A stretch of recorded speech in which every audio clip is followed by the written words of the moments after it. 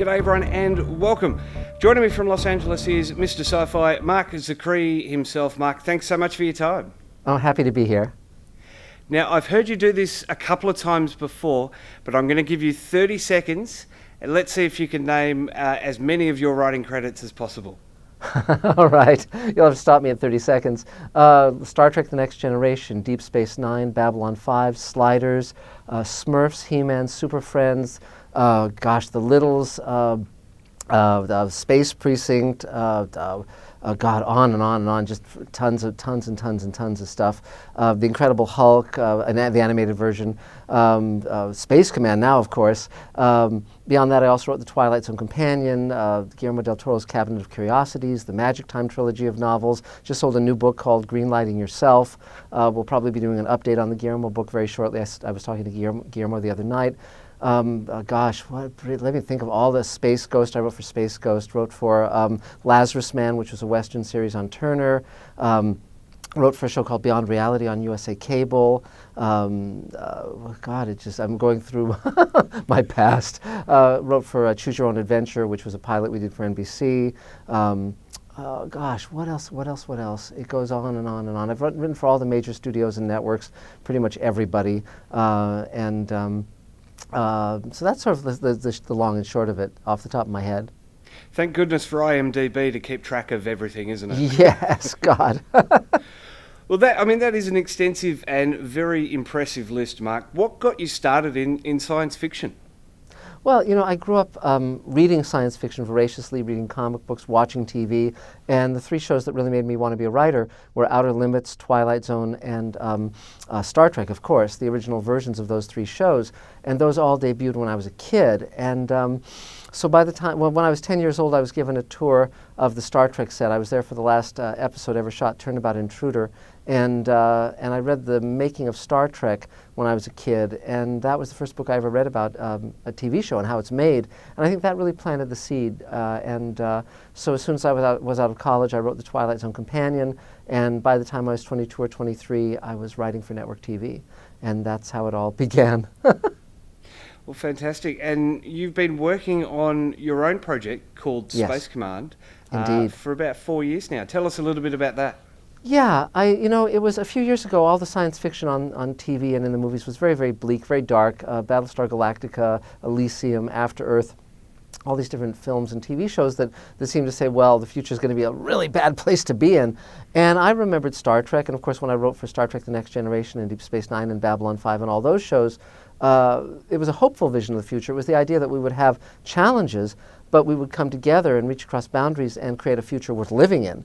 And so for ourselves and our children, our grandchildren, and so forth. So I wanted to create something that would have that same quality because, for instance, the original Star Trek was on during the Vietnam War, during the Civil Rights Movement. Great turmoil, the cities were burning and from the riots, and yet Star Trek said, no, we can create a better future. It doesn't have to be downhill from here. And it inspired many people to become scientists, to become teachers, to build lives that were meaningful. And so we live in a time of great challenge now, but I think either you give in to cynicism and despair, or you say, okay, let's put our shoulder to the wheel and create something that includes everybody and that allows for some hope. And so that's what Space Command stands for, and that's very much what I stand for. It's certainly an interesting project, and I loved the trailer that I saw. You released one from San Diego Comic-Con, I believe it was last year. Yes, yes. You've got a Kickstarter going again to finish off the visual effects for the movie. Yes. I'm fresh to the project. I will admit that I didn't know too much about it, but I do just want to ask: is this the final crowdfunding that you need to get it over the line? Well, essentially, what my goal for Space Command ideally would be that it would be a series. So we've shot the first 2 hours, we've shot 35 minutes of the second 2 hours, we've shot the opening sequence of the third 2 hours. I've written the first 8 hours and outline hours 9 through 12, so that's a 12-episode season. And so incrementally, the first crowdfunding campaign we did got us going. I sold investment shares that helped get us further along. This crowdfunding campaign, we've already raised enough to complete the first 35 minutes in terms of visual effects, post-production, music, sound effects, all of that. And so incrementally, I've divided the first 2 hours the first 2-hour story into 4 acts. And so step by step by step, we'll be moving through the first 2 hours, completing it. So partially it depends on how much money we raise with this crowdfunding campaign. And but so far we're off to a very good start, and it'll give us definitely what we need as we move forward. And in fact, even as we speak, I'm working with my visual effects team, with my sound effects, with my music people, with my editor. We're releasing a new trailer, a 6-minute trailer today, which will show scenes from the first 6 hours of Space Command. And so that should be pretty amazing given the actors we have in Space Command already. I think you know that Doug Jones, who stars in Star Trek Discovery and The Shape of Water, is in Space Command, as is Bob Picardo and Mira Furlan and Bill Mumy from Babylon 5, and on. John Hennigan from Glow, Michael Harney from Orange is the New Black, James Hong, who is in Blade Runner and Big Trouble in Little China. Many wonderful actors. Bruce Boxleitner from Babylon 5 as well.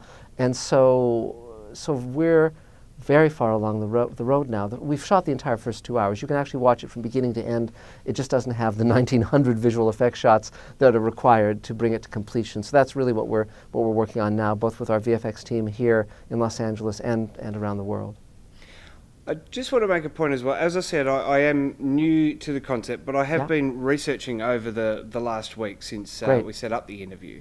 I've read that a lot of the cast and some of the crew have left the production since it was shot. Is that true?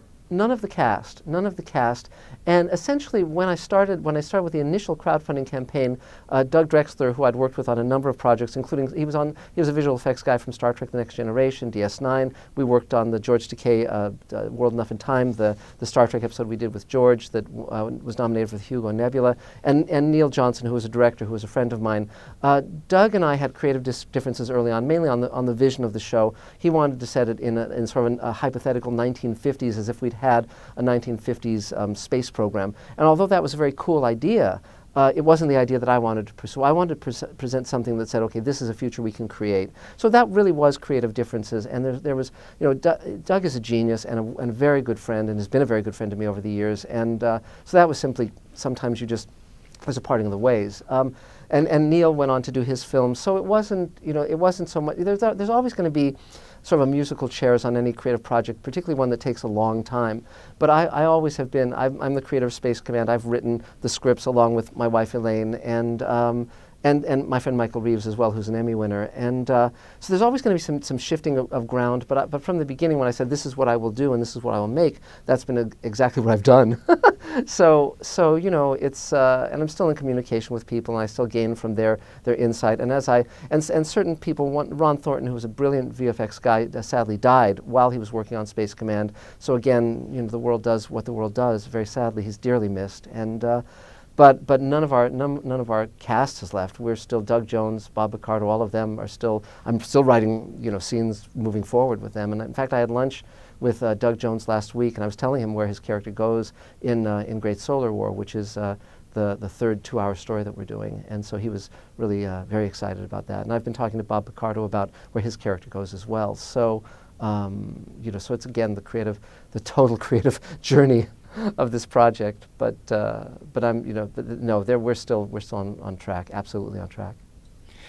Do you think though that after 4 years, maybe you should adjust the project and say make them as TV episodes, similar to the way that Continues and New Voyages have done with their Star Trek fan films and doing 50-minute episodes? Or is there a specific vision in mind that you feel needs to have the movie effect? Well, it's a good question. And to answer the question, first of all, we have shot the first 2 hours, so that doesn't need to be changed because it tells a story beginning, middle, and end. And in dividing it into 4 acts, those reach crescendo points. And so as we send the first 35 minutes, people will see who all the characters are, what the story is. And we'll be sending that out as soon as we get it done in the next month or two. But for the rest of it, I'm writing it in 2-hour storylines that form a larger story but are self-contained as well. So if for instance, if it doesn't sell as a series, and I'm very actively talking to the network executives and the executives with Netflix and Amazon and so forth right now. In fact, I was at a drama summit last week, and next week I fly to the UK to meet with more executives. There's a 2-day drama summit there. So So very much, I'm working to sell it as a show because I think it's a show that does need to be on the air. A platform would be ideal. Netflix, Amazon, that would be an ideal home for Space Command. But if that doesn't happen, the reason I've written it as 2 hours is then we can have it be freestanding movies, as you were suggesting, and already distributors have approached me wanting to acquire Space Command. So again, it's just saying, okay, who's a good partner? The whole journey of this project has been to find people who share the vision. And because, again, we've all seen shows that got wrecked because the network didn't understand what they had, and they started giving notes to the creators that were poisonous and toxic. And that's not what we want with this. And the reason I've been able to assemble this astonishing cast, who would normally never be doing something at this budgetary level, is because they share the vision, and they have faith in me. And that comes from working with them over the years. So I don't feel blunted at all. And just to put things in perspective, The Twilight Zone Companion took me 5 years to write. The book I did with Guillermo del Toro took me 4 years. Most of my big projects have taken a number of years. And building a studio to do Space Command, building it from the ground up, building all the sets, everything you see on screen, we built. And you're creating a universe. And so that took time, and it's continuing to take time, but I'm just, I'll be the last man standing, but we'll get it done. I mean, it's you essentially commit. We talk about it in Hollywood. We say you have two choices when confronted with a challenge. You either step back or you step up. And my journey has always been to step up. I think it's interesting, especially around the times that we're in now.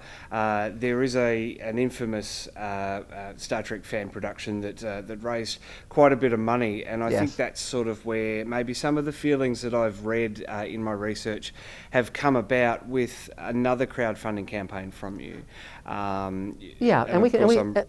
Absolutely, we can talk about Axanar, certainly. I don't have any problems with that because, again, it's a small community, and we all tend to know each other one way or another.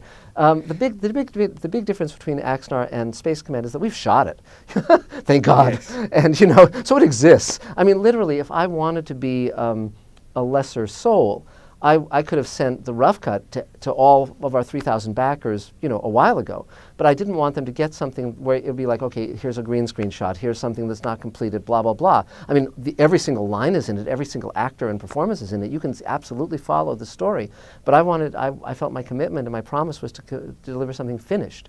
And I mean, finished in terms of complete production polish. And so that's what I've done. The one exception was that one of our backers fell ill, and I actually did send him the rough cut because I felt that it was a very serious illness, and I thought, okay, I'll share it with him as long as he doesn't go online with it, and he honored that. But again, that's for me, if it could have taken less time, that would have been lovely. But I've never lost faith with my audience in that way. I've taken this very, very seriously. This has been my major project for the years I've been working on Space Command. I treat it. I'm working on it today. I was working on it yesterday. I'll be working on it tomorrow. That's just how it goes. But I love it, and that's the great part. I mean, when I look at we just got the new trailer last night. We're tweaking it today and doing final polishes. And when you see it, I mean, to see the actors in it and the moments in it and the scope of it, my God, it takes place on Earth and Mars and the asteroid belt and the colonized moons of the outer solar system, and then out to the stars, and just wow, it's a big scope. And again, to put it in perspective, the average episode of Star Trek Discovery costs $8 to $10 million, and for 1 hour. And we've shot 2.5 hours of Space Command for less than a tenth of that. So there's a reason people don't tend to undertake projects like this, because it's a monster. And but I'm just thrilled by it. I can't, I'm a happy guy.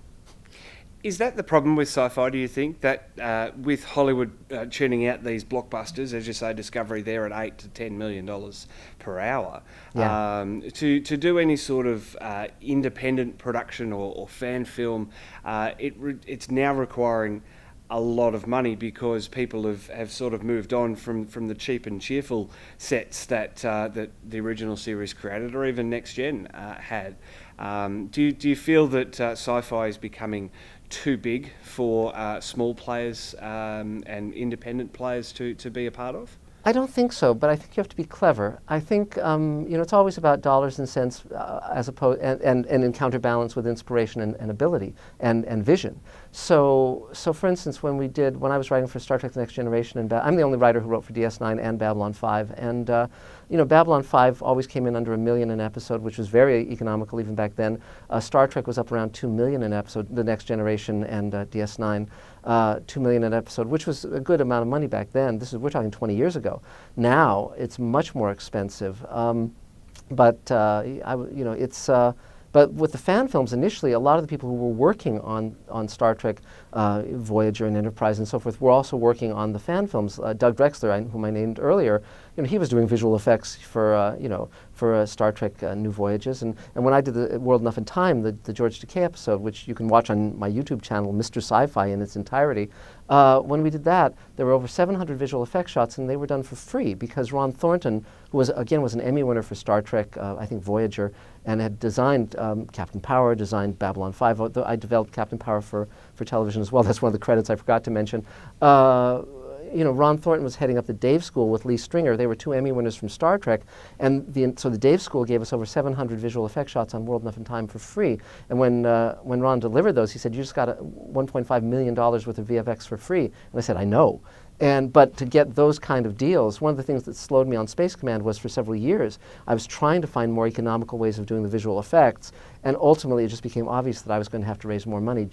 And what it's costing me is a fraction of what it would cost Star Trek Discovery or Star Wars or any of those, but it's still not an insignificant amount of money. So in terms of fan films, either you have almost no visual effects, or they're crap, or both, or you find brilliant people who are willing to work for free, but that's very, very difficult. And so because people have to eat, and visual effects take a lot of time to do. And so we're amassing a VFX library of our assets as we go. So we now have our hero model, the Paladin, the spaceship in CG, and we also have the alien ship, the EMA ship in CG, and another alien ship that we're going to have in the second story, Forgiveness. So we're amassing visual effects assets, which makes it easier as we go. But even so, there are costs that go along with that. So actually, to answer your question very specifically, I think there's always going to be room for independent films. I think there's always going to be room for fan films until the studios crack down, like Paramount did on Star Trek recently. But one has to be ingenious, and one has to gather smart people, talented people. I collect talented people, and some of them are established, like Ian McCaig, who designed Darth Maul and Queen Amidala and Rocket Raccoon in Guardians of the Galaxy, etc., and Rey in Force Awakens. He's our character designer. But also some of the people we're working with are just very talented, but not as well known. I'm not a snob in that way. If someone has, the skills, I want to work with them. Now, Mark, Alec Peters had this grand vision to build himself a warehouse and create a studio for profit on the back of the Star Trek fan film Axanar. What are your thoughts on that? Yeah, well, it's really a shame that Alec didn't get to shoot the full 2 hours of Axanar or whatever it was going to be. Because see, that's where he and I differed, which was that immediately once I had the money, I built the sets and shot the thing. It took two years to do that, but I did it. And also with Space Command, I knew that I would own it, and so no one was ever going to come knocking at my door and pulling the plug. Whereas I knew with Star Trek there was always that danger, because any moment Paramount decided they wanted to get litigious, they could, because they clearly own Star Trek. And so I knew that Alec was out there on a wing and a prayer, but it's a shame that we'll never get to see. It's such a shame that Richard Hatch died, because I think the performance he would have given would have been really, really wonderful, and but we'll never get to see that now, sadly, so that's. I do want to chat about World Enough in Time, sure. The Star Trek New Voyages episode, as you say, featuring George Takei. Yes. What was it like to come on board the fan film, work with James Curley, and did you find any challenges with that? It's an interesting question, because I've really sort of been in the forefront of blazing a new trail, because in that regard, because as you know, and as we've been talking about, for most of my career, for decades of my career, I was working solely within the studio and network purview. So Paramount, Universal, MGM, Disney, Fox. I mean, I've pretty much worked for all of them: CBS, NBC, ABC, BBC, on and on, ITV, and so I was used to that. So for instance, when I was a writer-producer on Sliders, I didn't have to raise $44 million. They just gave it to me to make a season. And but when I was on a panel with Walter Koenig, who played Chekhov on Star Trek, and And he mentioned Star Trek New Voyages, which I hadn't heard of at the time. He was about to fly off to upstate New York to do one.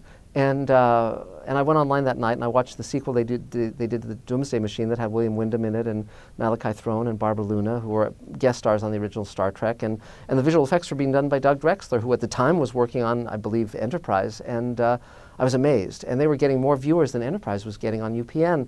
So my friend Michael Reeves, who's an Emmy winner for Batman the Animated Series and who wrote for Star Trek The Next Generation, as did I, he'd come up with a great Sulu episode in the 70s when they were going to bring Star Trek back as a TV show, and it never got made simply because Star Wars came out and Paramount decided to do the Star Trek movies instead of the TV show.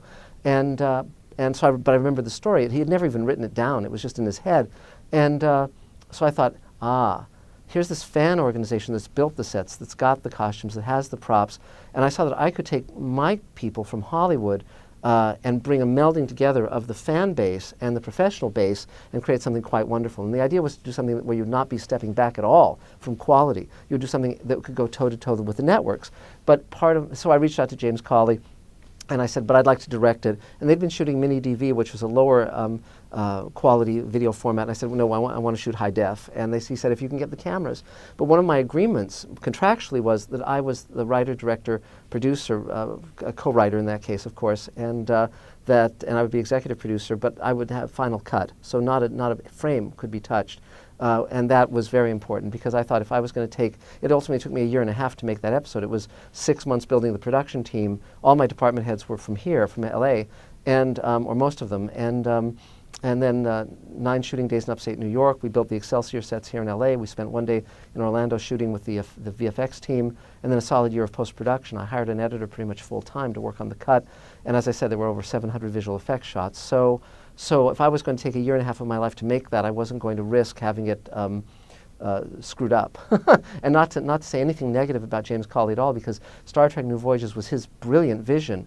And if not for that, none of this would have been created. You wouldn't have Star Trek Continues. You wouldn't have any of these things that have come since. And so I always honor James for that. He was definitely the catalyst.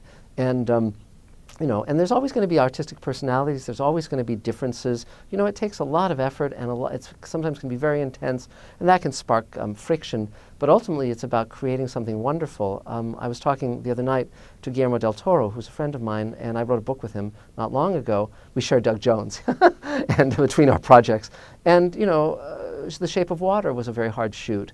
But again, he's created something wonderful, his new movie. And that was done for $19.5 million, which sounds like a lot of money, but compared to the $100 million movies or more that Guillermo's been making, things like Pacific Rim, that's Guillermo squeezing down to like an independent film level and using his TV staff from the Strain to shoot that, just like Hitchcock did with Psycho, using his TV team from Alfred Hitchcock Presents. So for all of us, it's the challenge of what do we want to make and how do we make it.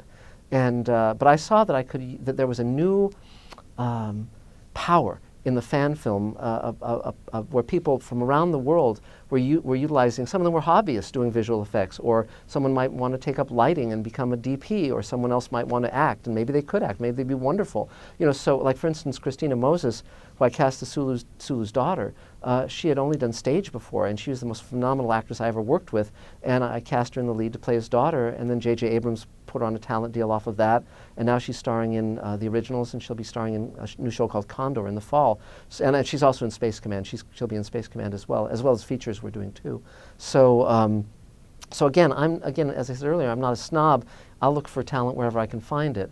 But I think I may have been the first person who really saw that the power of combining the fan base as a production entity with the professional Hollywood people. And by Hollywood, I'm speaking of the professional talent, not just a location, because they can be in London, they can be in Australia, they can be anywhere, and still bring that professionalism to bear.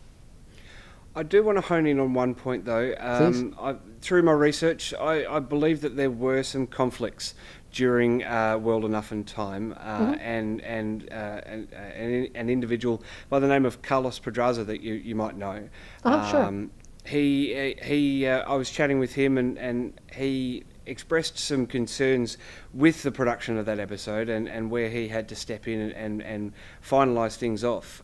Is that's not actually accurate, and I want to clear that up because I understand Carlos's point of view and James's point of view. But just to be clear, let me walk you through this because this has been brooded about, and it's not accurate, and it's actually insulting to me. And I don't mean to say that Carlos is insulting to me. I think of him with great affection as a person, and he was enormously helpful during the shoot. I'll just walk you through it. All the years I was in television, working as a writer and ultimately rising up to executive producer, I wanted to direct, and I always said to the showrunners, I'd like to direct, and they would always say, next season, which is standard Hollywood talk for, well, never. And so when I directed World Enough and Time, it was the first thing I had directed since college. And so I knew I was always going to be fighting the clock on World Enough and Time. It was a massively challenging production. It was working with a mixture of fans and professionals and forging a team to create something spectacular. And by my lights, World Enough and Time is my favorite of everything I've done up until now. Space Command, it would be my next favorite, but World Enough and Time I'm enormously proud of. So as we were shooting, and it was a very intense shoot, very long hours. One day we were shooting 20 hours. I realized, and the crew came to me and said, look, the way this is working, we're not going to finish this shoot in time. So fortunately, because I've been a professional in Hollywood for all these decades, I had solutions. And so what was clear was we needed, because we were shooting in 2 different buildings, we needed to divide into 2 units. And this is common in Hollywood, in television and film, but fan films and fans don't know about this practice because they're not in my world. So so immediately what I did, the moment they came and said, look, we're not going to finish this, there's just too much ground to cover, I immediately walked from our studio, where our studio was, to a cafe, and I sat down with the script, and I went through the entire script, and I highlighted what were the key emotional moments and what were the exposition moments. So in other words, the exposition moments were where they were talking about, if we don't do this within this time, the engines are going to explode, or the ship is going to be destroyed. The emotional moments were Sulu talking to his daughter, or them telling her what sacrifices are going to need to be made, or the climactic scene at the end on the Enterprise bridge. And those I know were the very important scenes for me to be there as a director. The expository scenes, since we had our standing set, the second unit could shoot that stuff because that's just like, ship's going to explode. There's not a lot of ways to shoot that, and that doesn't need a brilliant actor. It's just the information. I then sat down with the team and I said, okay, this is with the first AD, with our second unit director, all of that. And Carlos was part of those conversations, and I said, okay, this is how we're dividing it up. So while Elaine, my wife was essentially functioning as acting coach or co-director with me. She now directs with me. We peeled off for all the emotional scenes with our lead actors. The other team peeled off primarily on the Enterprise bridge to do all the exposition stuff. But then all the stuff with Christina Moses, all of those scenes, I directed every single one of those. And those were the key ones. All the scenes with George Takei, I directed every single scene with George, and et cetera. So all the key emotional scenes, it was me directing them. And we did finish. We finished the last shot at the crack of dawn on our final day, and we were done. And because I didn't want to have to pull everything together and come back to upstate New York. Then, and this is what Carlos never mentions, or none of those people mentioned because they weren't there. Then I flew back to LA. I had to build an entire second production unit to shoot the stuff on the Excelsior, which was the framing story. So I had a second team building the Excelsior. I had a second team of DP, first AD, everything. Christina Moses was there, George Takei was there, Grace Lee Whitney came to play First Officer Rand. The first time she played that role since Star Trek Voyager. And that was a month after I finished shooting in upstate New York. So it was hardly them taking over my role or my job. And again, contractually, I had final cut contractually. They couldn't touch a frame of it, nor did they. And so I came back, built the second team from my people here in LA, shot all the Excelsior stuff, and finished. So then we had all of our footage. And then I was coordinating with Ron Thornton to shoot the stuff. I flew to Florida, met with the Dave School, was coordinating with them to shoot all the VFX. And then when we did the reshoots, for the VFX team, that was with some of our team there, sending costumes. We had to make 2 more spacesuits, so that came out of my pocket. That was done, months after we shot in upstate New York. But Carlos wasn't there. James Cawley wasn't there for any of that. James Cawley wasn't on the set in LA when we were shooting on the Excelsior. So then I hunkered down, hired my editor, Chris Cronin, and we spent a year editing. And we were getting delivery of shots from Ron Thornton and Lee Stringer in the Dave School. So I was hardly out of the picture or superseded by anyone. No one touched a frame of the cut. And so again, when Carlos is saying this, if I see, this is something where if I sat down over dinner with Carlos, I could say to him what I've just exactly said now, and I think we could bury the hatchet because he wasn't there, he doesn't know. And again, second unit. I mean, Guillermo del Toro is shooting second unit. All the directors shoot second unit on every TV show I've ever been on. We'd have a second unit going, particularly on more difficult productions because that's how it works. It's just no big deal. So this is again the nuts and bolts of how this was done, and again, if you talk to any of my LA unit, they would certainly say, well, yeah, Mark flew back from Florida and finished the shoot, but I can point out every single scene where the second unit was shooting, and that's literally Spock comes on the bridge, Captain, we've got a problem. What is it, Spock? It's all that stuff. But every single scene that's like for instance, I came on the bridge set for the scene with Christina Moses on the bridge at the end. And again, the story concludes on the Excelsior. It begins and concludes on the Excelsior, and that was again shot a month after all the upstate New York stuff. So again, this is the ins and outs of all of that, and I'm happy to talk to anyone at any time about any of this. Well, it's fantastic to get your insight on that, Mark, and Yes. Good luck with Space Command. We're out of time on today's Trekzone Spotlight, so thanks very much for your time. Thank you. Good to talk to you.